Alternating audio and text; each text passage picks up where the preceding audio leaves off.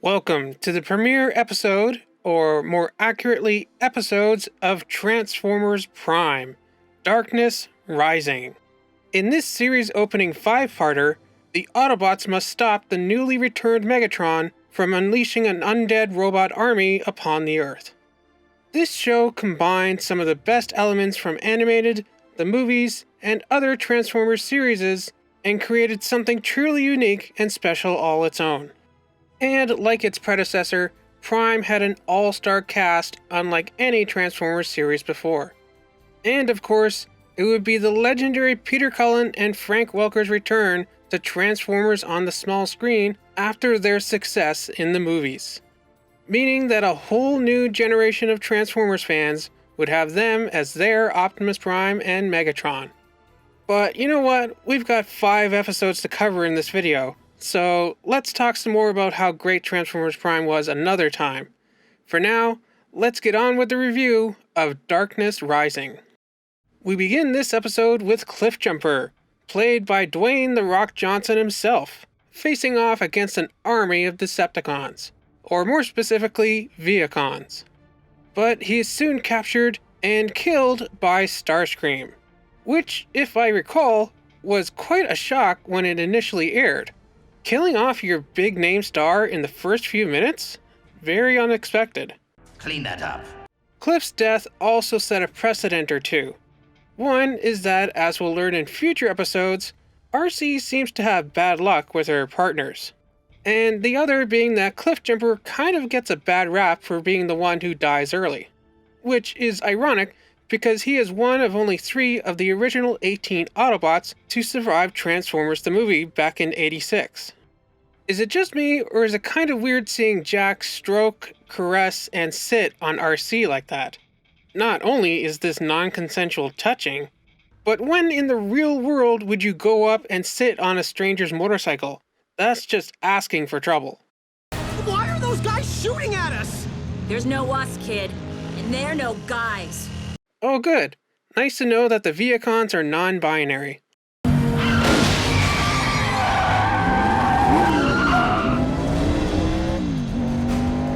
Friend of yours?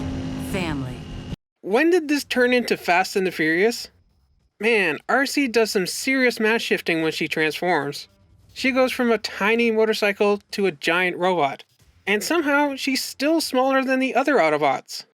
This scene is probably my favorite in this episode. Mainly because of the music. All the music in Prime is so great. It feels like you're watching the movies, but better, because there's less humans. Speaking of the movies, this scene feels like it was a straight remake of the one from the first live-action movie. My name is Optimus Prime. We are autonomous robotic organisms from the planet Cybertron. But you can call us Autobots for short. And after Prime exposits to the kids what the story of the show is, we end this first episode with Megatron's return. The second episode of Darkness Rising begins with Megatron and Starscream in the Energon mine, where we are introduced for the first time to Dark Energon, said to be the very lifeblood of Unicron himself.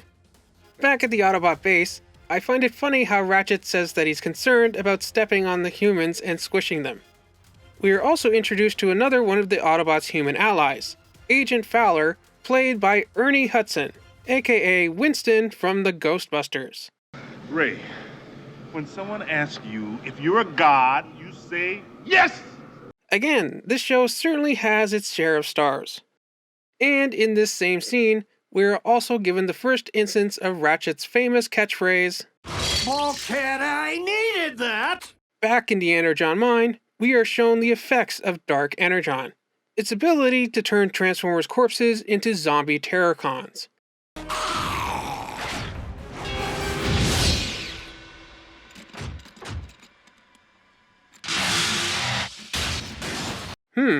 I guess this also sets the precedent for Cliffjumper getting sliced in half. What can we do? Remain with Ratchet. Aww. Aww, so cute to see Ratchet pouting like a little girl.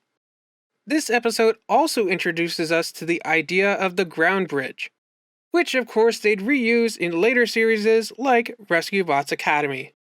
I find it funny when Optimus Prime says, Maximum overdrive! for one, because it sounds like something one of the Viacon generals would say in Beast Machines. Jetstorm! Afterbird! Thrust. Overdrive. Rancor. Pulverize! But also because there was a movie titled Maximum Overdrive about a living killer semi-truck. Robots who get dizzy? Robots with emotions. Robots who can die. I believe the phrase you're looking for is robots in disguise. So, did RC just stay in Jack's garage all night? Doesn't she have anything better to do? Part 3 of Darkness Rising begins with some cute scenes of the humans and their Autobot partners hanging out together, starting with Jack and RC. And I guess this is as good a place to point out as any, the fact that apparently the only reason why RC is blue in Prime is because the showrunners thought it would be weird to see Jack riding a pink motorcycle. Personally, I don't think there's anything wrong with pink. And we did actually get a pink repaint of RC's toy. But I do like how her blue helps her stand out from all the other RCs and Transformers, who tend to go for more of that G1 inspired design. Next we have Miko and Bulkhead, and Miko is being a bad influence on him. And finally, we have Raph and Bumblebee playing video games on his car console. I wonder if this is where Elon Musk got the idea of being able to play video games on your Tesla. When Ratchet is fighting with his own tool, which has been transformed by Dark Energon, did anyone else think that it kind of reminded them of Scalpel from Revenge of the Fallen? And of course, we get another instance of Ratchet's catchphrase, I needed that! Also, is it kind of ironic that one tool that Ratchet needed destroyed another tool that he needed? Well, while the rest of the Autobots are out, Bulkhead is visited once again by Agent Fowler, and as he's leaving the Autobot base, he's attacked and captured by Laserbeak. Again, I wonder if this is supposed to be the same Laserbeak from Rescue Bots Academy. I like how we get hints at Bulkhead's Wreckers days, and we get some robot gore as he rips out a Viacon spark. Do Viacons have sparks in this continuity? They definitely seem more like sentient bots than the lifeless drones of Beast Machines. And I find it interesting how Optimus exposits that during the war, both sides hid all sorts of resources off-world. Because, as we'll see throughout this series, there is a lot of Cybertronian stuff buried on Earth. And we transition to part 4 of this opener, with Megatron raising an army of zombie Terrorcons. Again, this is something that would be revisited in this series, and even in the more recent War for Cybertron Siege cartoon on Netflix. I like how during the Autobots' infiltration of the Decepticon ship, we get to see some shots from the humans' perspective, thus giving us a sense of scale of how big these bots are. And of course, I love the little gag of Miko having been inside Bulkhead the entire time that he was fighting some Viacons and doing wrestling maneuvers.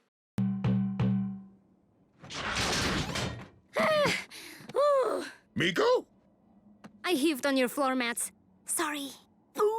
The fact that she can ride inside him while in robot mode also kind of reminds me of how in Rescue Bots, their human partners can quote-unquote pilot them. I wonder if this is where they were first toying with the idea of having human partners that can ride inside their Autobot allies, even in robot mode. Although, somehow I doubt that would work with Bumblebee and RC. Also, when Bulkhead threw Miko and she slid on her butt down the metal hallway, that's gotta hurt, right? I mean, just look how far she went. Similarly, when Starscream escapes, and he transforms into jet mode and blasts RC point blank in the face with his engine, that's gotta hurt too, right? Seriously, I winced when I saw that. I also found it funny when Miko took a picture of the Viacon. I couldn't help but think, did he wonder if she got his good side? Also, doesn't her phone look more bluish purple here? But then in this shot, it's definitely pink. This seems to be a thing in this series, as I recall people debating on message boards about what color RC's details were, because in some scenes they look kind of pink, and in others they look more silver. And so we transition to the final part of Darkness Rising, with the revelation of Megatron's master plan, to use a giant chunk of Dark Energon to resurrect every dead Cybertronian on Cybertron and turn them into his massive army of Terrorcon zombies. So the Autobots stretch their ground bridge in order to reach the Decepticon space bridge, and the kids try to prevent the Decepticons from locking onto Cybertron. And it was pretty funny when Miko took a picture of Soundwave, and Soundwave took a picture of them. They better be careful, otherwise this show is going to start turning into the Transformers version of Pokemon Snap. So Megatron succeeds and manages to throw the chunk of Dark Energon through the space bridge, turning the dead of Cybertron into zombie Terrorcons. I wonder what this means for Cybertron. If, like in other continuities, Cybertron is actually the dormant form of Primus. Does this mean that he's dead now? Or possibly corrupted by his brother Unicron? And finally, after decades, Peter Cullen's Optimus Prime and Frank Welker's Megatron face off. One shall stand, one shall fall. So the Autobots succeed in destroying the space bridge, and Megatron is caught in the explosion, and Starscream assumes command of the Decepticons. All hail Starscream. And of course, we end with one of Optimus's famous speeches to the stars. My name is Optimus Prime, and I send this message. Not this speech again. I am Optimus Prime, and I send this message to any surviving Autobots taking refuge among the stars. Oh man, what a great start to Transformers Prime. I mean, I already mentioned the amazing voice cast and the great music, but the action and fighting scenes are top-notch. The animation is great and still holds up today. In fact, I'd say that Prime looks better than Polygon Pictures' most recent Transformers series, War for Cybertron. But yeah, everything. The story, the cinematography, everything. Everything about this 5-parter is just incredible. It makes me so excited to start this new review series. I cannot wait to rewatch and review this awesome series. That said, I will point out that the town of Jasper, Nevada looks like a ghost town. There are rarely any humans seen other than the ones in the main cast, and there are barely any other cars too. Of course, due to time, I did have to gloss over many of the casts in this video, but we'll talk about them more in the future.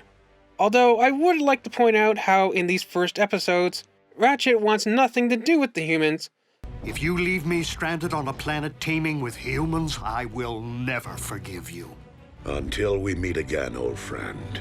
But by the end of the show, he decides to stay on Earth, showing a lot of character development as we'll see throughout this series. Until we meet again, old friend. But yeah, what else is there to say about this opening 5-parter? It was truly amazing. Even though Prime did kind of kill animated just when it was really getting good, I still think that we were blessed to have this amazing series. What about you? What did you think of the first episodes of Transformers Prime and the aligned continuity as a whole? Okay, yeah, technically the Cybertron games were supposed to be the start of the aligned continuity, but let's be honest, they were more like G1 games. To me, this is the beginning, at least as far as the cartoons are concerned. But yes, as always, let me know your thoughts down in the comments. Remember to like, subscribe, share, and all that other fun stuff. And assuming Prime wins its little face-off with its predecessor animated, I'll see you here next Thursday for the next episode, Masters and Students. See you then. Autobots, roll out!